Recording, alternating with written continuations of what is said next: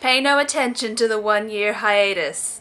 You want your female characters? I got your female characters. Wyrd Sisters is a twisted Macbeth story. The old king dies and the new king hates the country, and the country is not happy. A story about archetypes and destiny and kings.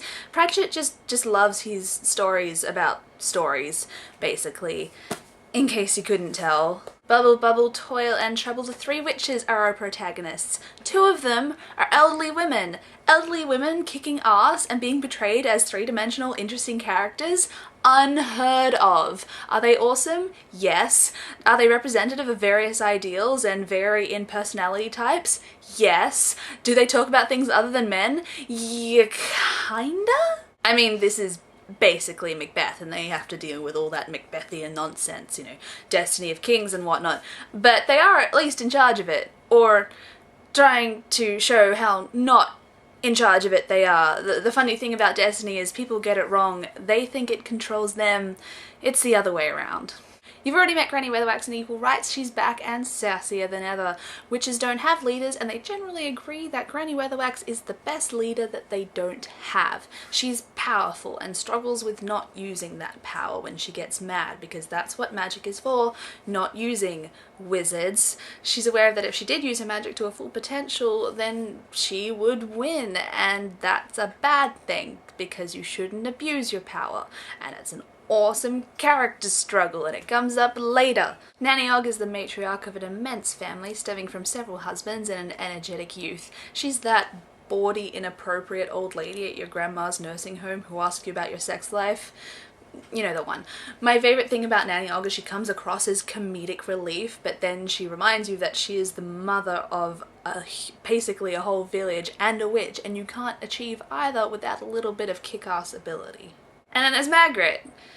She's young and a witch.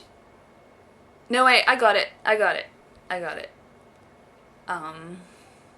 Margaret is perfectly fine. She's sensible, she's coming at witching from a new angle because she's the next generation, and she's still got a lot of ideas about how magic should work, because of course she does, and she's fine, and there's like this romance which is kind of adorable, and she's fine, and Pratchett keeps insisting that she's conventionally unattractive, which is pretty fine, and it's like she's a perfectly fine character at the moment. She's fine.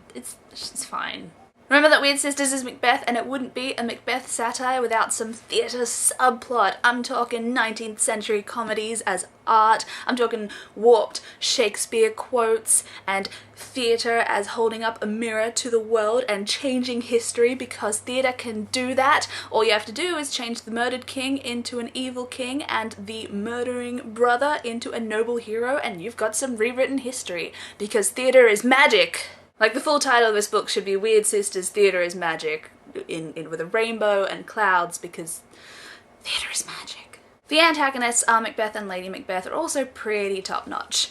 I like smart bad guys. I like crazy bad guys. I like smart, crazy bad guys. They don't want to rule because they want the kingdom. They just want to rule because ruling is power.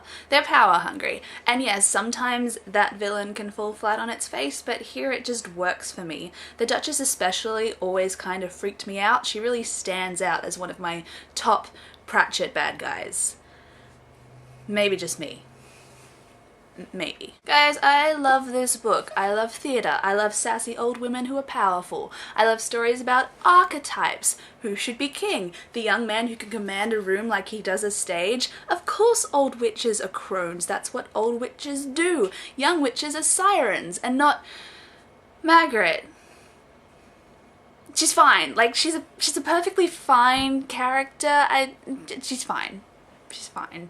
I can't really say much more about this book because I think Pratchett hits top form. There's a lot of complex themes and he covers them all succinctly, and there's a good story. Classic king meets destiny, but letting you know that, hey, sometimes making sure that destiny picks the right winner is tricky. I like this book a lot. It's very funny, good characters, and good story. Themes are great, but sometimes you just need a good story. 4 out of 5. I know I was away for a year and I'm not going to make any promises, but hey, if you just watched this channel and not my home channel, good evening. I just finished up university and I've got a little more time on my hands, and I'm also going to be at VidCon.